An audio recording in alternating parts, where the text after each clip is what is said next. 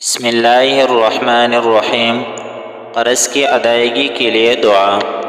ایک دن نبی کریم صلی اللہ علیہ وآلہ وسلم مسجد میں تشریف لائے تو آپ صلی اللہ علیہ وآلہ وسلم نے ابو امامہ نامی ایک انصاری صحابی رضی اللہ تعالیٰ عنہ کو بیٹھا ہوا دیکھا تو پوچھا، اے ابو امامہ، کیا بات ہے؟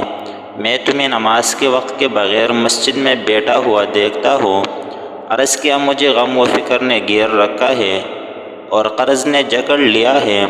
آپ صلی اللہ علیہ وآلہ وسلم نے فرمایا کہ کیا تمہیں ایسی دعا نہ بتا دوں جسے اگر تم پڑھ لیا کرو تو اللہ تعالیٰ تمہارا رنج و فکر دور کر دے گی اور تمہارے قرض سے تمہیں نجات دے گی۔ عرض کیا، اے اللہ کے رسول صلی اللہ علیہ وآلہ وسلم، ہاں ضرور بتائے۔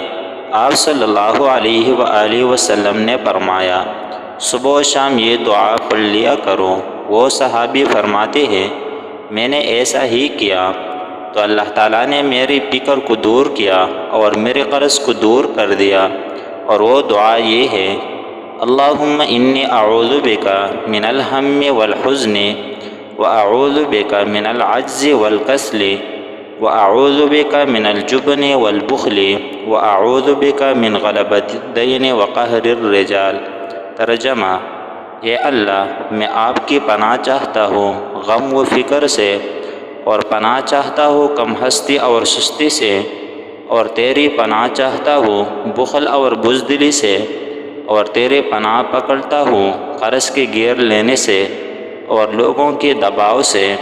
اللہ تعالی ہم سب کو عمل کرنے کی توفیق عطا فرمائے، آمین ثم آمین۔ اگر ویڈیوز اچھی لگی تو چینل کو ضرور سبسکرائب کریں۔